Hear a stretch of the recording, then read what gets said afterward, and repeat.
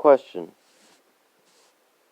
how should one view their relationship with God, especially if they're a Christian?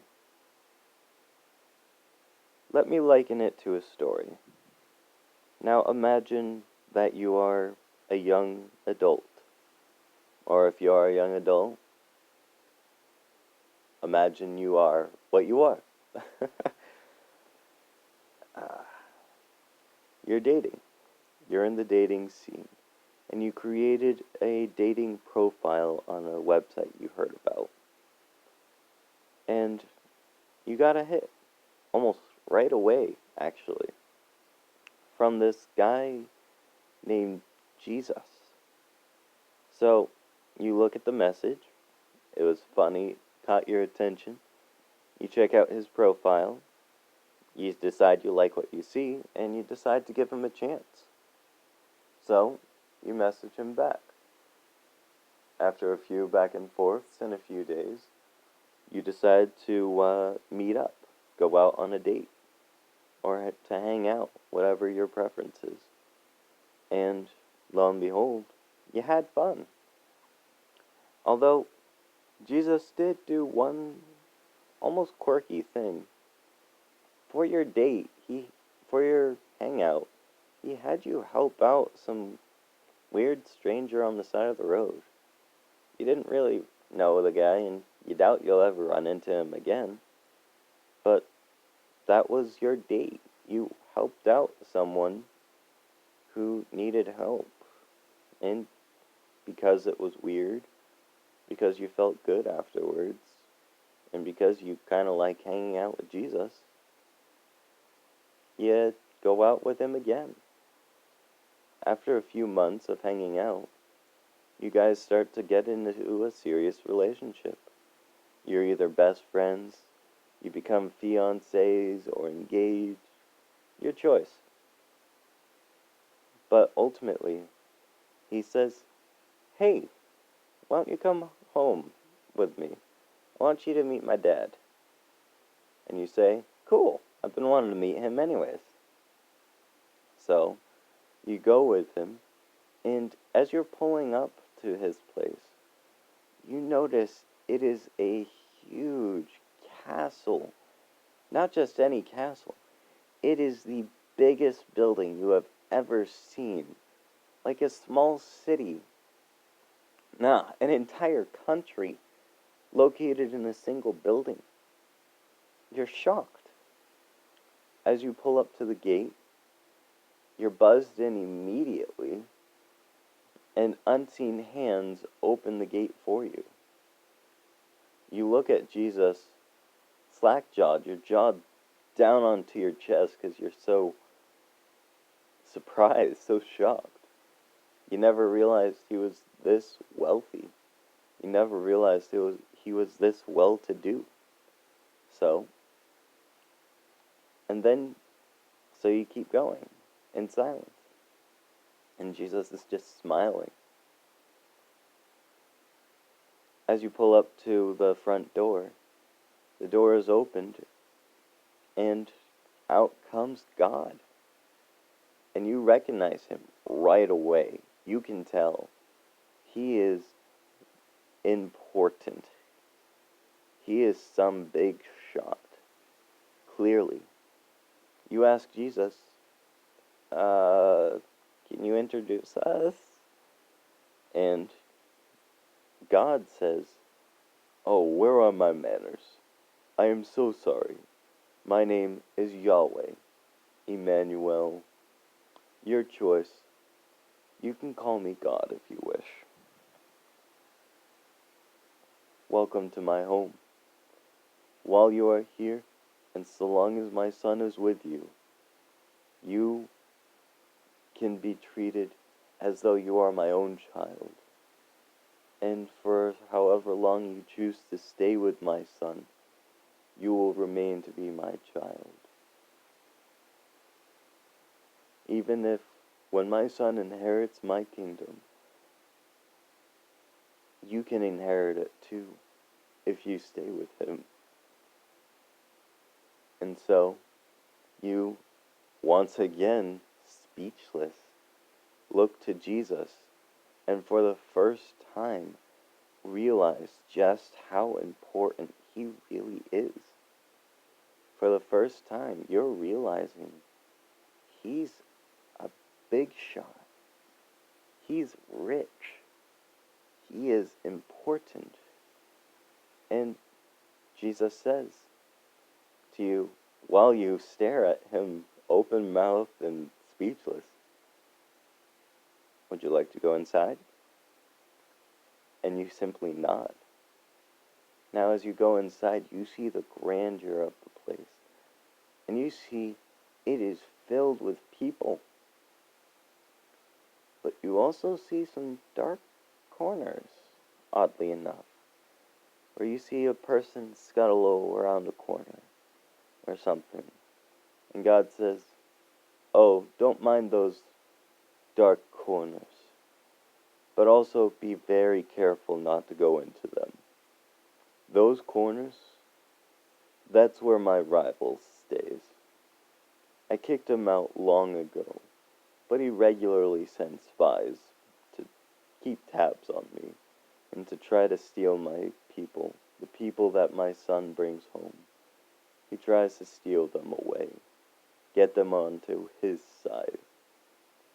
So, whatever you do your best to not go into those dark corners. That is the only rule I have. That, and of course, stay with my son.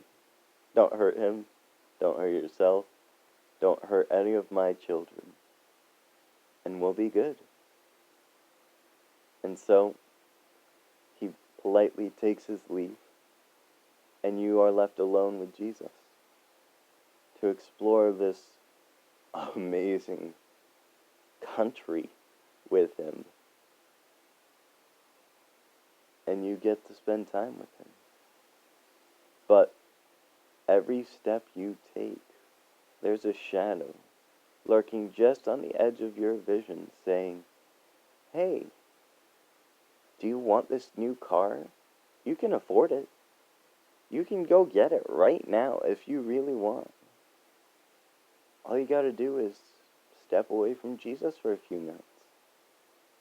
Or, in another corner, as you pass by that one, hey sweetie, do you want some action?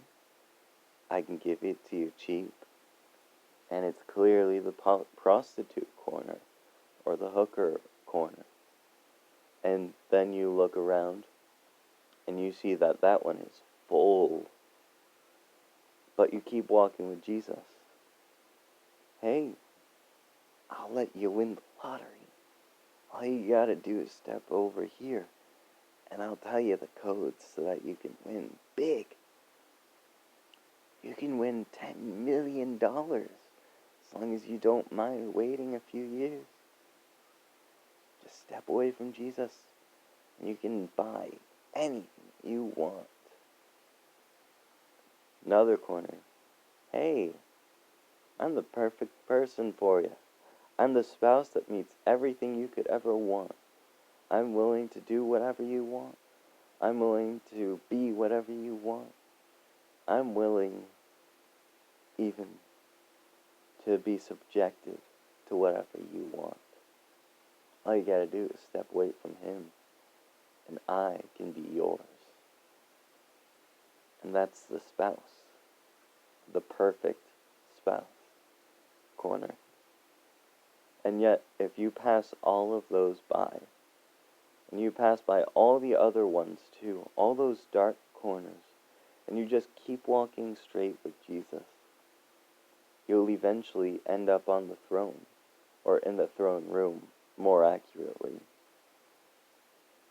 And Jesus will take a seat on the right hand of the biggest throne, and he'll motion to a seat just as grand as his own, seated on his right hand side.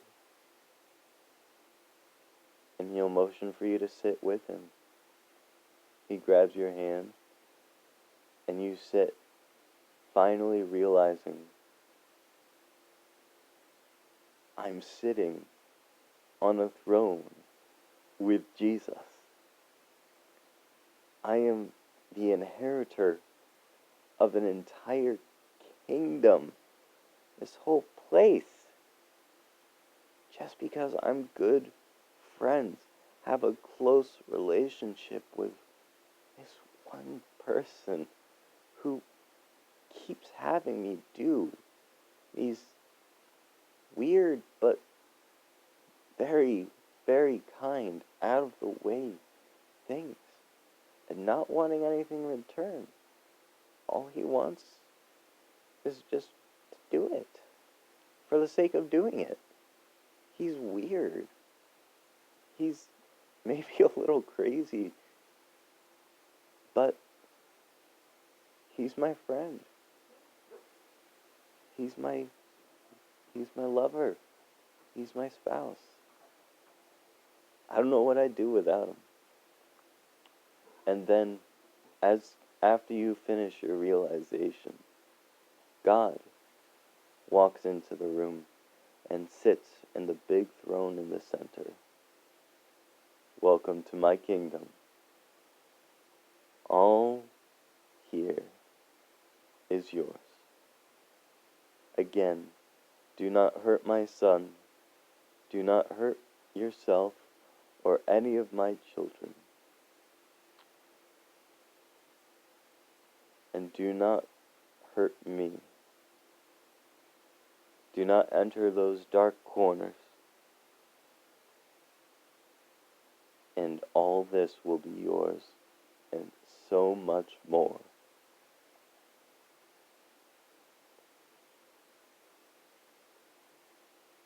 What do you guys think? Do you think that's an awesome relationship with Jesus? Or would you rather go into one of those dark corners? The corner where you get $1 million, that perfect spouse, the area where you get to have as much sex as you want, with as many women or men as you want, or combinations thereof. That corner where you could have as many cars, the biggest house. Those corners where you can get what you want.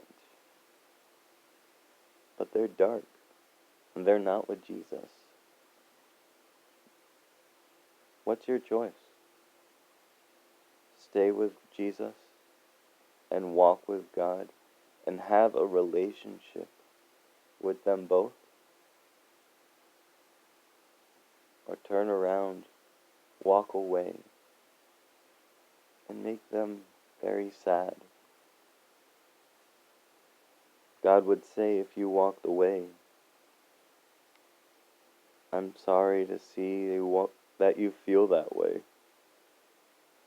My door will always be open to you. If you ever find your way back, know my home is your home. My children are your brothers and your sisters, and Jesus will always be there for you. Even if you don't want him to, he will always be there for you, waiting. And if you do walk away,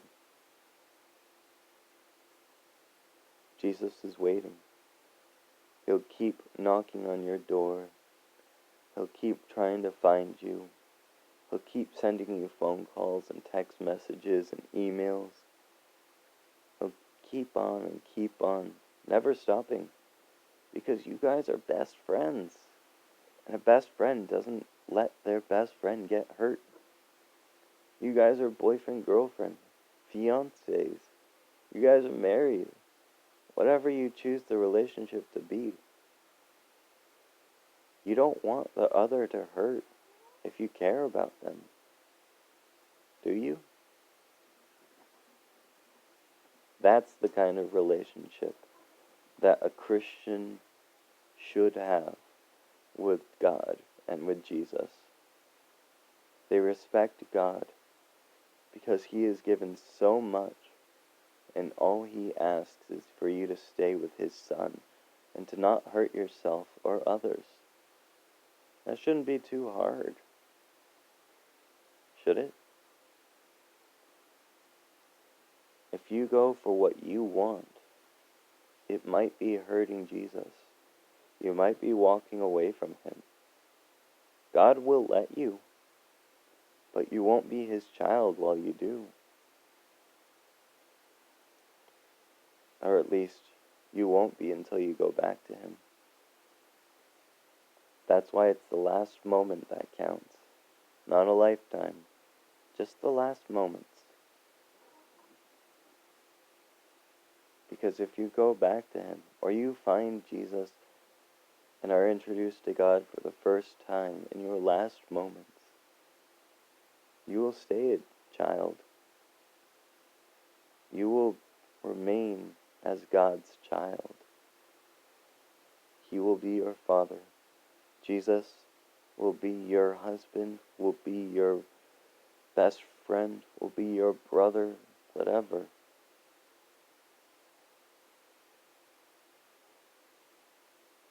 And you will live